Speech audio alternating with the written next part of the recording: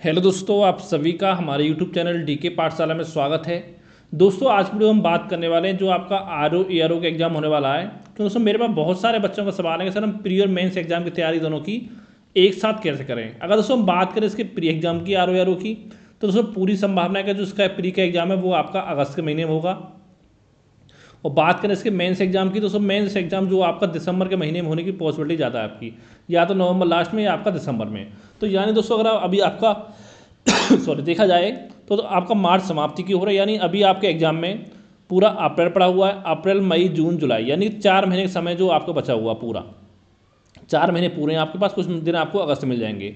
तो पहली चीज़ देखिए दोस्तों, मैं कहना चाहता हूँ आपसे कि आप किसी भी कीमत पर कोशिश करिए कि जो आपका 31 जुलाई है उस समय तक जो पूरा सिलेबस है आपका प्री का GS और प्री की आपकी हिंदी, इतना दोस्तों पूरा कंप्लीट आपका तैयार हो जाना चाहिए। और दोस्तों देखिए, जो भी आप GS तैयार कर रहे हो, जो भी हिंदी तैयार कर रहे हो, वो इस तरह से आप तैयार करो कि प्री के लिए तैयार हो, आपकी मेंस के लिए तैयार हो।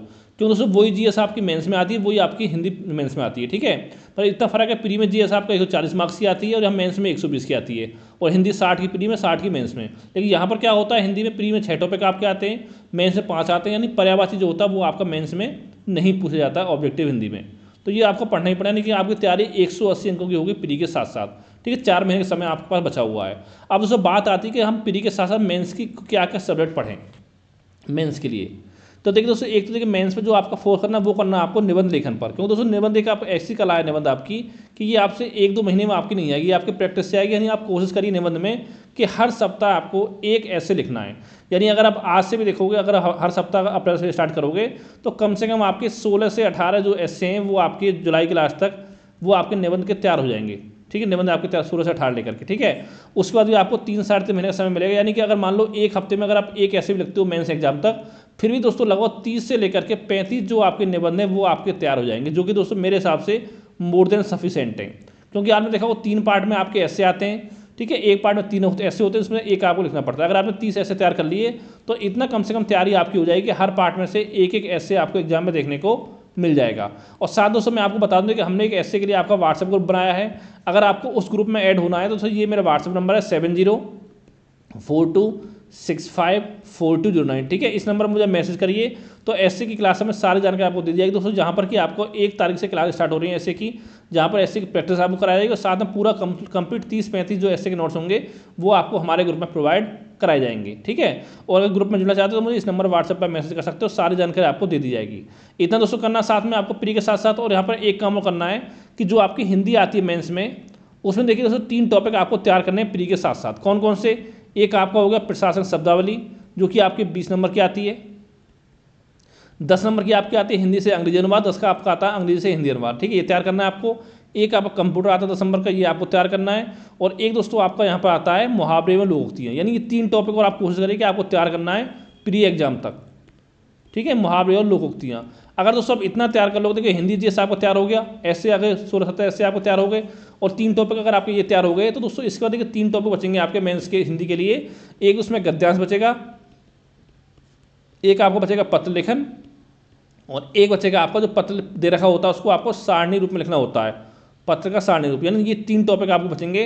अगर दोस्तों प्री के बाद भी तैयारी करोगे तो ये तीनों टॉपिक आप आराम से अपना अच्छे से तैयार कर सकते हो, अगर बाकी आपकी तैयारी अच्छे से है तो मैं इतना कहना चाहता हूँ 3 सब्जेक्ट तो 3 टॉपिक तो ये तैयार कर लो आप प्री के साथ मेंस के, और आपके साथ में हर सप्ताह एक आप ऐसे तैयार करते रहो। और साथ ही अब सवाल है कहाँ से पढ़ना, दोस्तों इस पर मैं ऑलरेडी बुक लिस्ट बता चुका हूँ, यूट्यूब चैनल बता चुका हूँ कई वीडियो, कि वहाँ पूरी बुक लिस्ट में बता दी कौन सी बुक पढ़नी है आपको प्री के लिए, कौन सी मेंस के लिए, और कैसे आपको तैयारी करनी है।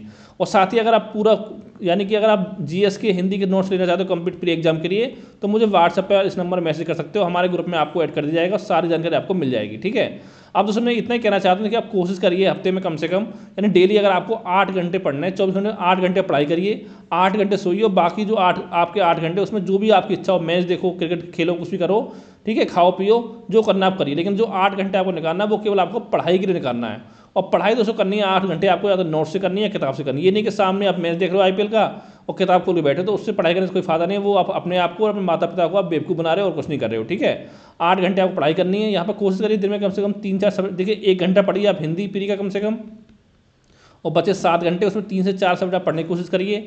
और हफ्ते में एक दिन ऐसा निकालिए आप, जो जैसे मान लो 6 दिन आप पढ़ाई करो हफ्ते में, एक दिन ऐसा निकालिए कि 7वें दिन जो आपने पूरे हफ्ते में पढ़ा हुआ, जो भी आपने जीएस में, हिंदी में, उसका केवल आपको रिविजन करना है, कुछ भी आपको नया नहीं पढ़ना है। और संडे सैटरडे एक दिन डिसाइड कर लीजिए आप ऐसे लिखने के लिए कि हमको एक दिन आपको निबंध पर देना है टाइम कम से कम 4-5 घंटे, क्योंकि अगर आप एक निबंध तैयार करोगे तो कम से कम 4-5 घंटे की मेहनत तो आपको चाहिए निबंध को तैयार करने में। अगर अभी से आप निबंध लिखना स्टार्ट करो तब भी अब तक आप 2-3 महीने में निबंध लिखना सीख पाओगे, ठीक है। क्योंकि देखिए उसमें क्या होता है, अगर आप मान लो पीसीएस की तैयारी कर रहे हो या यूपीएससी की तैयारी कर, तो वहाँ पर क्या होता है, जो जीएस आपकी होती है मेंस में, वो आपकी ऑब्जेक्टिव ना होगा, सब्जेक्टिव होती है, ठीक है। तो वहाँ पर आपकी तैयारी हो जाती है ऐसे कि बहुत हद तक। लेकिन इसमें क्या होता है, इसमें आपको जीएस भी प्री में सब ऑब्जेक्टिव आती है, आरओ में मेंस में भी आती है, तो यहाँ से आपकी निबंध की तैयारी आपकी नहीं हो पाती है।